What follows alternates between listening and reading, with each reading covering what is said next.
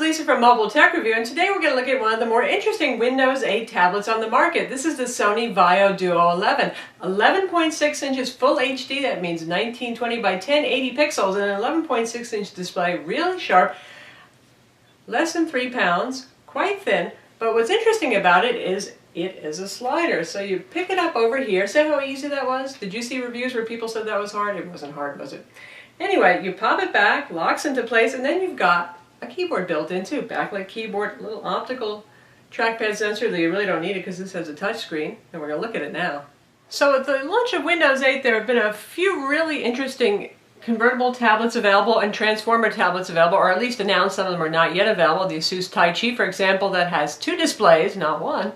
And we've seen the transformer style. There's the Asus RT transformer. There's going to be Intel-based versions of that, and the Samsung Active, which is another transformer. That means you can get an optional keyboard dock, plop them together.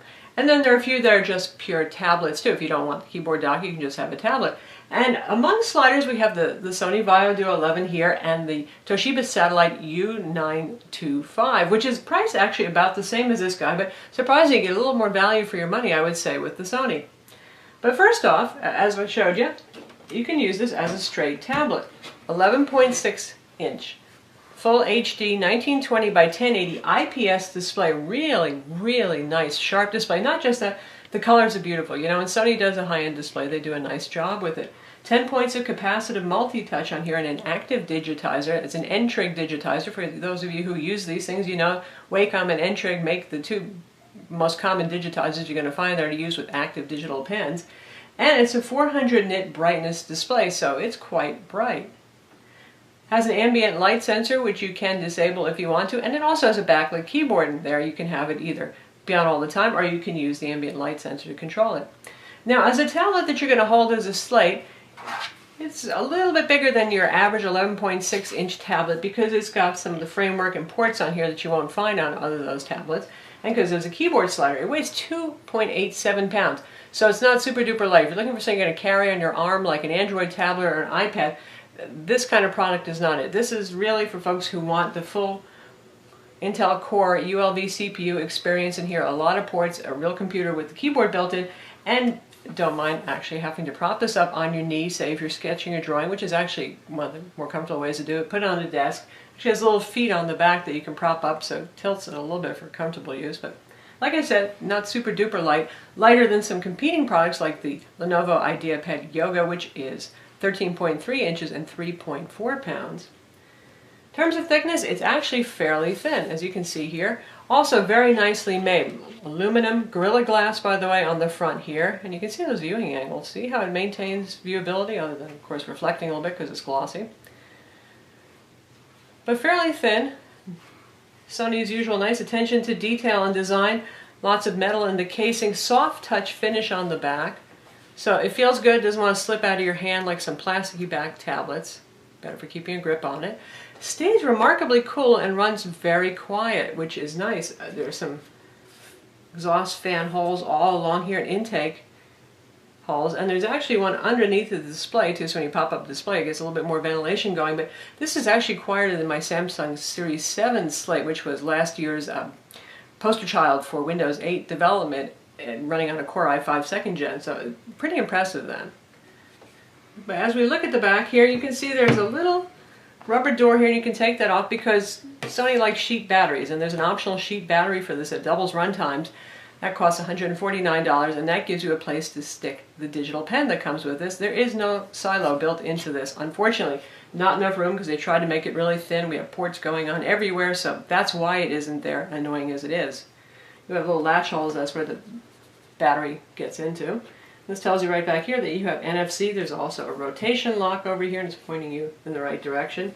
These are little feet that pop up to give you a little bit of extra elevation, or if you want to change your angle when it's deployed in keyboard mode.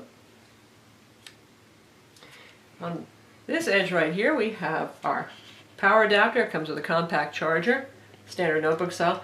And here's our gigabit Ethernet. Nice to see that. Often you don't get Ethernet at all on Ultrabooks or tablets, let alone gigabit Ethernet. On this side here we have a VGA port. Okay, don't start laughing. Business people need the legacy VGA port for things like projectors. That's why it's there. And some folks still have older monitors that use VGA. And that can put out at a maximum of 1920 by 1200, just like the HDMI port on this. Full-size SD card slot, also does memory stick duo cards. Here's your audio jack, 3.5mm combined headphone and microphone jack. On the bottom here, along the lower edge, now with a lot of these tablet design products, you're going to see buttons get moved to the edge so you can actually access some of the important buttons without actually having to pop open the computer. So here we have the VAIO assist button that gets you into tools to do recovery, tune up your machine. We have volume control buttons right there, and that's our rotation lock button. Stereo speakers is one of your grills right here. It has Dolby Mobile audio. You can switch between that and X Loud. Surprisingly, the speakers on this are pretty loud. They're actually louder than my Sony VAIO P13.3 notebook, which, well, it shouldn't be, but it is. And by the way, Sony's X Loud is actually a little louder, I think, and fuller than the Dolby Mobile. You can switch between those audio drivers to suit you. Here we have our indicator LEDs for power, hydro activity, charging, and whether the wireless is on or off. Two USB 3.0 ports, one is sleep and charge, full-size HDMI port, and there's your power button. So very well equipped by Ultrabook standards or tablet standards. You got all the ports that you really need to do pretty much everything with this. Now to open it up, if you buy one of these, there's a little instruction sheet right at the top that tells you how to do it, and as I showed you, it's actually quite easy. There's a little ridge over here, you can see that, and that's where you grab it by and you just pull it up. It's not hard at all. Got a little stiffness to it, which is something that we want. Interesting kind of steampunk back here. Sony is taking some chances with style. However, this is more appealing than the Toshiba Satellite convertible slider tablet that we mentioned, which really just has everything is exposed. They don't even put a little vanity cover on here. So we've got this hiding some of the internals of the slider. Locks down pretty firmly. Once you deploy it, you can kind of push it back and it goes into place, and there's little feet there that stop it from sliding any further. So it's fairly stable if you do want to poke and dry it. It doesn't wobble all over the place. Actually better than a standard notebook hinge in that respect, because often those, if you're trying to draw or touch, you'll see, it starts wobbling on you. So there's the back here, and it's protecting some fairly delicate looking internals in here. So you can see if you reach in here, if you have children, keep them away from this. Here's ribbon cable. There's one on the other side if you reach all in there. And these are the hinge mechanisms. Now none of this feels flimsy, it all feels strong. You can see the metal springs in here actually, and they are pretty darn strong looking. But again, there's exposed stuff in here, so you don't let this near the beach, you don't let this near adventurous children or mischievous cats. And now to look at some competitors.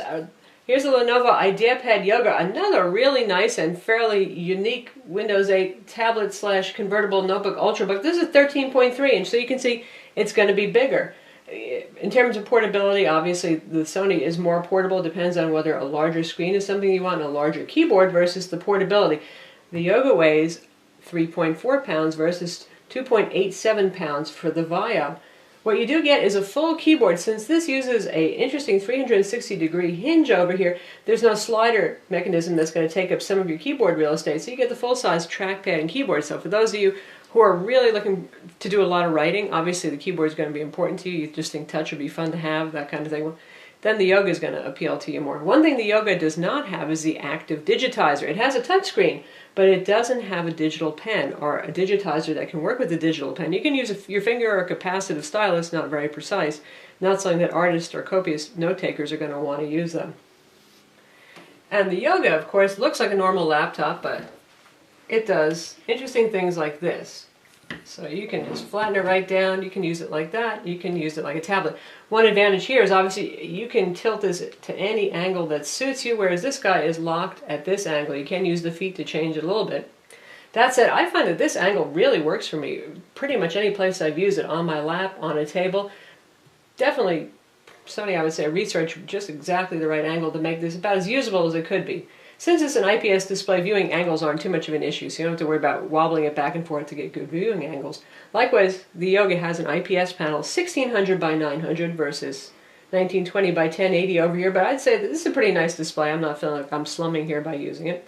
So really, it's just a matter of which design is more useful to you and what size machine you're looking for. One thing I will say about the Yoga, and I'm still kind of partial to the center swivel design that we used to see on older tablet PCs and on the ThinkPad Twist tablet, is that when you fold this shut, look where your keyboard is. Oh my. So it turns off the trackpad and it turns off the keyboard when you've got it folded flat, but nonetheless it's a little disconcerting to be dragging this across the table or on your lap and grabbing it by the keys. Keyboard's well made, but you just got to worry a little bit about that. And here we have the 11.6-inch Samsung Series 7 site. Again, this came out last year and it was used as a development platform for Windows 8, but graphic artists bought it up like crazy too, because this has a Wacom digitizer. 11.6 inches, just 1366 by 768, and the Samsung Active, which is this year's Windows 8 model, is the same resolution. So you're looking at a lower resolution product there, but in terms of size, even though they're both nominally 11.6-inch products, now we have them on top of each other, so you can see the difference in footprint, and the Samsung is a little bit smaller in footprint than the Sony is. And again, this is about the same size as the Samsung Active Pro that has a Core i5 CPU in it. And this guy weighs about 2 pounds, as does the Active. So how about pricing? Sony products are expensive, right? Well, you know, not so much. They've actually gotten a clue, and I will say that you get what you pay for now. So this guy starts at $10.99. That's with a Core i3 and 4 gigs of RAM and a 128 gig SSD, and Sony has fast SSDs. I don't really recommend Core i3 ULV CPUs. ULV is an ultra low voltage CPU that's used in Ultrabooks.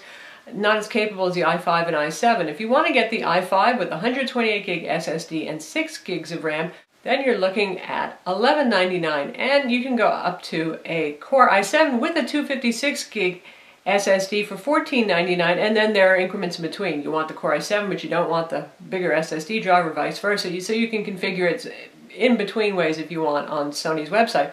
But if you pick them up in store, you'll probably find either the Core i7 with the 128 gig SSD and 6 gigs of RAM for $11.99, or the Core i7 with 256 gig for $14.99. So pretty similar to a lot of Ultrabook pricing, also similar to the Core i5 option, again on the satellite that we mentioned with the convertible slider.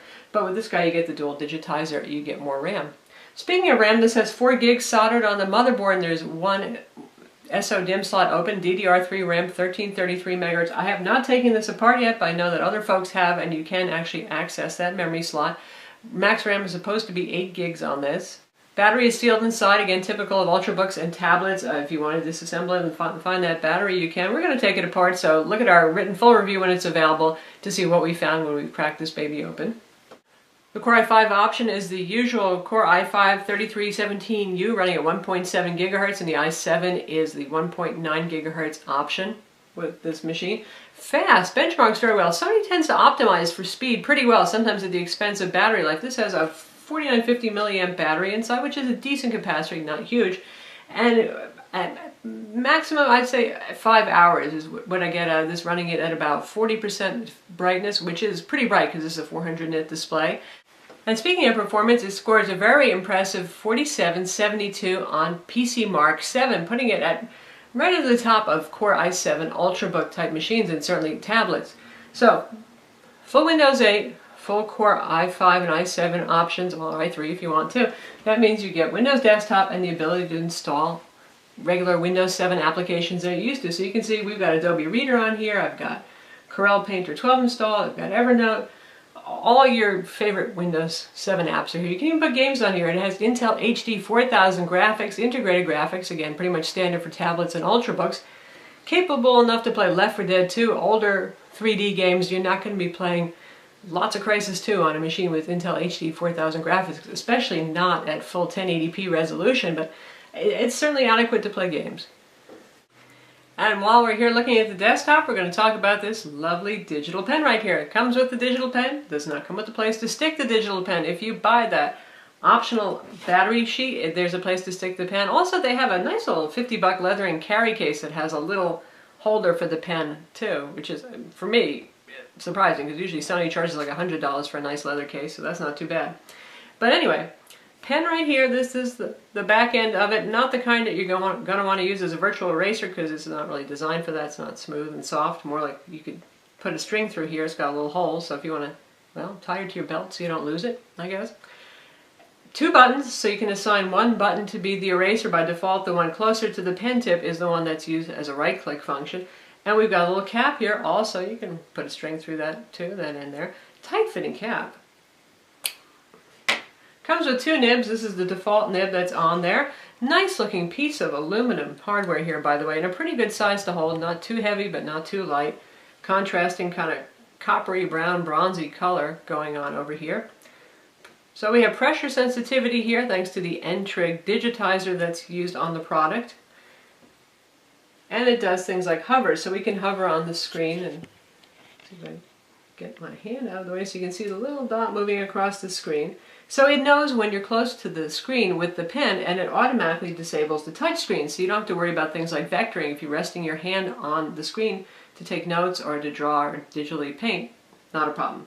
And that works pretty reliably. I tried several different programs and it did that just fine, palm rejection. So why do you want one of these? You're one of those people that loves to mark up PDFs, you need to do digital signatures, you take notes, you use vertical market applications that support handwriting recognition, or you're a graphic artist.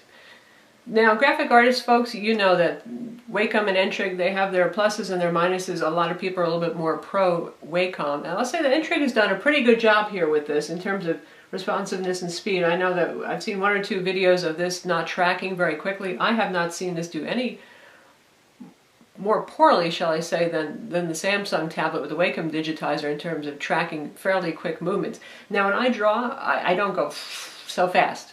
I kind of do it at normal speed, but I'll show you spinning some circles with this. It does a reasonably good job of tracking. Also has that full Core i5 in here. The one thing about Atom tablets is that Atom has certainly improved over the years, but it's still not the sharpest knife in the drawer, and it has a little bit harder time keeping up with tracking the stylus and doing computational tasks in general. So for more serious graphic artists, I would say it's going to cost you about $200 more to go up to a Core i5 machine from an Atom machine. Go ahead and do that. One thing about the N-Trig digitizer, there is no WinTab driver. Again, graphic artists, you know what that means. That's the pressure sensitivity plugin that programs like Adobe Photoshop rely on. Now we're going to contact N-Trig to see if they're going to have anything available for folks to download to remedy that situation with Photoshop. But it does come with ArtRage Pro, and we've tested it with a couple of other applications that do support pressure sensitivity. For example, we've got Alias Sketchbook Pro demo here. So here we are in Sketchbook. I'm not exactly at the right angle to do a real pretty drawing right here, but we're going to just trace some circles with fairly good speed. Just doing a smooth enough job, about as smooth as I actually can draw circles. So I'm not seeing a whole lot of hideous vectoring going on here. It does support pressure sensitivity, and I'll make a line right here across the screen. I'm going to start out pressing very lightly, and then I'm going to press heavily. See how it gets darker and thicker, and then we go back to doing it light. So good pressure sensitivity support there. So that's Alias Sketchbook Pro for those of you who use that. And now we're in ArtRage Pro, which is bundled. Normally it costs $60, and you know, ArtRage Pro is actually a pretty nice drawing and painting application. I'm used to Corel Painter 12, and I found this fairly enjoyable and pretty easy to use. You've got all your tools down here. You can choose different brushes. You've got palette knives, markers, all sorts of things. So we're just going to see how it tracks. Right now we're using an oil brush. Let's go switch to a flat brush and change our color a little bit and do that. Some pretty nice stroking there when you've got some of the fatter brushes going. If you've got this little brush here, I've got that set really small right now, then you can see not the smoothest looking tracking right there, not as pretty as we would like. But then I'm using the tool where normally they don't expect you to go for something that small.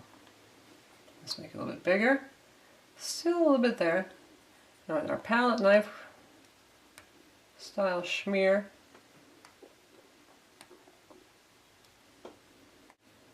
And in terms of speed, it gets a little slow if you start going wildly fast. Now when I draw, I don't do that except when I'm drawing some human hair, but going that fast and going about the speed to stroke for human hair like that, you can see it sometimes doesn't manage to keep up.